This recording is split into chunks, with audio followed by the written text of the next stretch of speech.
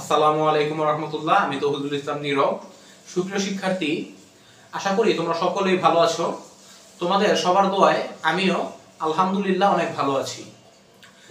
সুপ্রিয় শিক্ষার্থী, আজকে আমরা যে ক্লাসটি করতে যাচ্ছি তা হচ্ছে হিসাব বিজ্ঞান প্রথম পত্র অধ্যায়ের দৃশ্যমান অদৃশ্যমান সম্পদের হিসাব রক্ষণ। দৃশ্যমান অদৃশ্যমান সম্পদের হিসাব রক্ষণ অধ্যায়ের প্রধান যে আমাদের অঙ্ক অর্থাৎ জাবেদা, প্রধান অঙ্ক অর্থাৎ জাবেদা, সেই জাবেদার বেসিক ক্লাস করতে যাচ্ছি আজকে আমরা।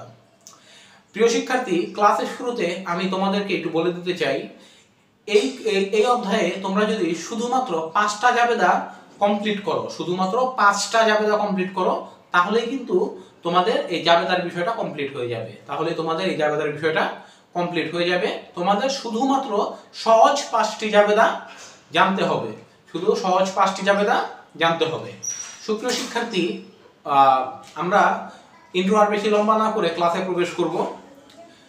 সুপ্রিয় শিক্ষার্থী, আমাদের এই যে এখানে দেখতে পাচ্ছ 5টি জাবেদা, এই 5টি জাবেদার মধ্যে এই যে প্রথম 3টি জাবেদা আছে, এই 3টি জাবেদা হচ্ছে প্রধান জাবেদা, এবং এই 2টা জাবেদা হচ্ছে যদি আমরা মেশিন বিক্রি করে দেই, যদি আমরা মেশিনটাকে বিক্রি করে দিই। এই 5টা জাবেদার মধ্যে এই 3টা হচ্ছে প্রধান জাবেদা, এবং এই জাবেদা 2টা আসবে তখন যখন আমরা মেশিনটি ব্যবহার করার পর বিক্রি করে দিব, মেশিনটি ব্যবহার করার পর বিক্রি করে দিব। আশা করি কথাটা বুঝতে পেরেছো। আমরা আমাদের এই 3টা জাবেদা হচ্ছে প্রধান জাবেদা, এই 1 2 3 এই 3টা জাবেদা হচ্ছে আমাদের প্রধান জাবেদা, এবং এই 2টা জাবেদা তখন আসবে যখন আমরা মেশিনটি বিক্রি করে দিব। অর্থাৎ তোমাদের অঙ্কের মধ্যে বা প্রশ্নের মধ্যে যদি উল্লেখ থাকে যে মেশিনটি ব্যবহারের পর বিক্রি করে দেওয়া হয়েছে, শুধুমাত্র তখনই আমাদের এই 2টা জাবেদা আসবে, নতুবা আসবে না। ঠিক আছে? তো আমরা প্রথমে এই 3টা জাবেদা খুব ভালোভাবে বুঝি।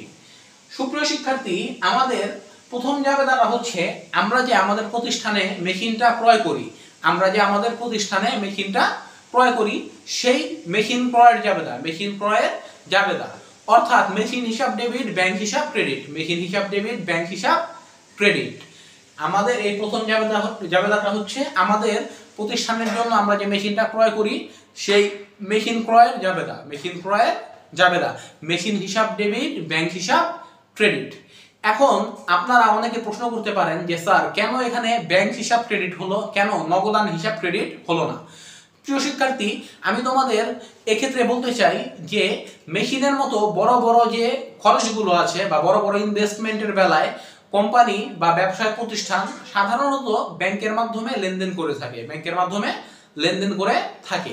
এই জন্য আমরা এখানে কি দেই? মেশিন হিসাব ডেবিট, ব্যাংক হিসাব ক্রেডিট, মেশিন হিসাব ডেবিট, ব্যাংক হিসাব ক্রেডিট। এটা হচ্ছে আমাদের কি 1 নম্বর জাবেদা, আমাদের মেশিন ক্রয়ের জাবেদা। আশা করি 1 নম্বর জাবেদাটা বুঝতে পেরেছেন। এখন 2 নম্বর জাবেদা হচ্ছে এই যে ক্রয়কৃত মেশিনের উপর অবচয় ধার্যের জাবেদা, ক্রয়কৃত মেশিনের উপর অবচয় ধার্যের জাবেদা। অর্থাৎ 2 নম্বর জাবেদাটা হচ্ছে অবচয় হিসাব ডেবিট, পুঞ্জীভূত অবচয় হিসাব ক্রেডিট, অবচয় হিসাব ডেবিট, পুঞ্জীভূত অবচয় হিসাব ক্রেডিট। ক্রয়কৃত মেশিনের উপর অবচয় ধার্যের জাবেদা কি? এই 2 নম্বর জাবেদা, অবচয় হিসাব ডেবিট, পুঞ্জীভূত অবচয় হিসাব ক্রেডিট। এটা হচ্ছে 2 নম্বর জাবেদা। 3 নম্বর জাবেদায় আমরা যে অবচয়টাকে ধার্য করেছি, ওই ধার্যকৃত অবচয়টা যে আমরা বিশদায় বিবরণীতে স্থানান্তর করেছি, সেটা দেখাবো আমরা কোন জাবেদার মাধ্যমে? 3 নম্বর জাবেদার মাধ্যমে। আমাদের ধার্যকৃত অবচয় যে আমরা বিশদায় বিবরণীতে স্থানান্তর করেছি, সেটা আমরা দেখাবো কোন জাবেদার মাধ্যমে? এই 3 নম্বর জাবেদার মাধ্যমে। 3 নম্বর জাবেদাটা কি? 3 নম্বর জাবেদাটা হচ্ছে আয় সারাংশ হিসাব ডেবিট, অবচয় হিসাব ক্রেডিট, আয় সারাংশ হিসাব ডেবিট, অবচয় হিসাব ক্রেডিট। আশা করি এই 3টা জাবেদা বুঝতে পেরেছেন ভালোভাবে। এখন আমরা এই যে 2টা জাবেদা, এই 2টা জাবেদা শুধুমাত্র তখন আসবে যখন আমাদের অঙ্কের মধ্যে উল্লেখ করা থাকবে যে মেশিনটি আমরা ব্যবহার করার পর বিক্রি করে দিয়েছি, মেশিনটি আমরা ব্যবহার করার পরে কি করেছি? বিক্রি করে দিয়েছি। শুধুমাত্র তখন কি হবে? তখন আমাদের এই 2টা জাবেদা আসবে, নতুবা আমাদের এই 2টা জাবেদা আসবে না। ঠিক আছে? এখন প্রিয় শিক্ষার্থী, মেশিন যদি আমরা বিক্রি করি, হয় আমাদের লাভ হবে না হলে আমাদের ক্ষতি হবে, হয় আমাদের লাভ হবে না হলে ক্ষতি হবে। এখন প্রিয় শিক্ষার্থী, যদি আমাদের মেশিন বিক্রয় করে লাভ হয়, যদি আমাদের মেশিনটা বিক্রি করে কি হয়, লাভ হয়, তাহলে আমাদের হবে এই জাবেদাটা।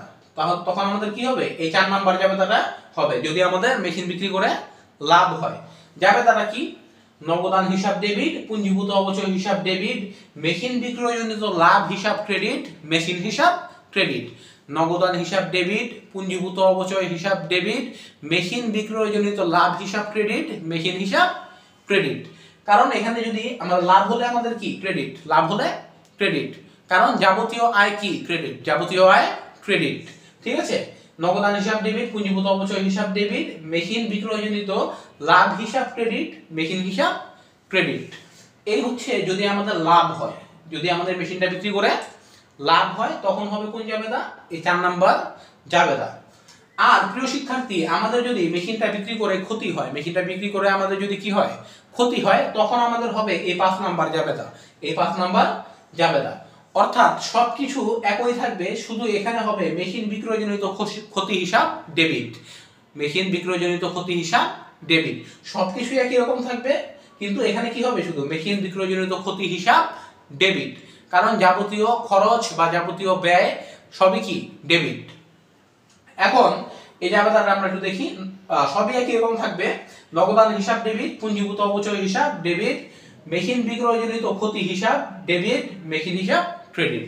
নগদান হিসাব ডেবিট, পুঞ্জীভূত অবচয় হিসাব ডেবিট, মেশিন বিক্রয়জনিত ক্ষতি হিসাব ডেবিট, মেশিন হিসাব ক্রেডিট। তো এই ছিল কিন্তু আমাদের এই 5টা জাবেদা। তোমরা যদি এই 5টা জাবেদা কমপ্লিট করো, তাহলেই কিন্তু তোমাদের জাবেদার বিষয়টি কমপ্লিট হয়ে যাবে এই অধ্যায়ে। ঠিক আছে, আশা করি বুঝতে পেরেছেন। আমি আরেকটা বার একটু রিভিউ করে দেই এটাকে।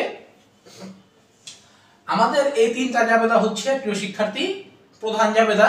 ঠিক আছে, এবং এই 2টা জাবেদা আসবে কখন, যখন আমাদের মেশিন বিক্রি করা হবে। যদি আমাদের মেশিন বিক্রি করা হয়, তখন এই 2টা জাবেদার মধ্যে যে কোনো একটা জাবেদা আসবে। যদি আমাদের মেশিন বিক্রি করে লাভ হয়, তখন এই 4 নাম্বার জাবেদাটা আসবে। যদি আমাদের মেশিন বিক্রি করে ক্ষতি হয়, তখন এই 5 নাম্বার জাবেদা আসবে। তো এই ছিল কিন্তু আমাদের টোটাল জাবেদা রিলেটেড ক্লাস, টোটাল জাবেদা রিলেটেড বেসিক ক্লাস। ঠিক আছে, আর আরেকটা হলো তারিখের ব্যাপার, এই বিষয়টা নিয়ে একটু আলোচনা করতে চাই। এখানে 1 নাম্বার জাবেদার ক্ষেত্রে আমরা যে তারিখে মেশিন ক্রয় করব, যে তারিখে মেশিন ক্রয় করব ওই তারিখটা হবে। ঠিক আছে, এবং অঙ্কে এই অবচয়ের ক্ষেত্রে 2 নাম্বার জাবেদার ক্ষেত্রে অঙ্কের মধ্যে যেদিন হিসাবকাল বন্ধ করা হয় উল্লেখ থাকবে, যেদিন হিসাবকাল বন্ধ করা হয় উল্লেখ থাকবে, সেই তারিখটা হবে, সেই তারিখটা হবে। যেমন বেশিরভাগ কোম্পানি বা ব্যবসায় প্রতিষ্ঠান ডিসেম্বর মাসের 31 তারিখে তাদের হিসাবকাল বন্ধ করে, হিসাবকাল বন্ধ করে। তো যদি তোমার অঙ্কে উল্লেখ করা থাকে যে 31শে ডিসেম্বর হিসাবকাল বন্ধ করা হয়, সেই তারিখটা দিতে হবে কোথায়, এখানে। আয় সারাংশের ক্ষেত্রেও সেম, হিসাবকাল বন্ধের তারিখ। এবং এই মেশিন বিক্রয়ের ক্ষেত্রে যত তারিখে, যে তারিখে মেশিন বিক্রয় করা হবে সেই তারিখটা দিতে হবে। মেশিন বিক্রয়ের ক্ষেত্রে, মেশিন বিক্রয়ের ক্ষেত্রে কি করতে হবে, যে তারিখে তোমার মেশিন বিক্রয় করা হবে সেই তারিখটা দিতে হবে। তো সুপ্রিয় শিক্ষার্থী, এই ছিল কিন্তু আমাদের আজকের জাবেদা রিলেটেড বেসিক ক্লাস। আশা করি বুঝতে পেরেছেন। তো খুব শীঘ্রই কিন্তু আমরা আমাদের এই অধ্যায়ের লাস্ট বেসিক ক্লাসটা নিয়ে আসছি, সেটা হচ্ছে অবচয় সারণীর উপরে, যেটা আপনাদের এই অধ্যায়ের জন্য খুবই গুরুত্বপূর্ণ। তো সেই ক্লাসটি দেখার আমন্ত্রণ জানিয়ে আমি তৌহিদুল ইসলাম নীরব ইজি কমার্স একাডেমির পক্ষ থেকে আজকের মতো বিদায় নিচ্ছি। অসংখ্য ধন্যবাদ এই ক্লাসটি এ পর্যন্ত দেখার জন্য। খুব খুব খুব বেশি ভালো থাকবে সবাই। আসসালামু আলাইকুম ওয়া রাহমাতুল্লাহ।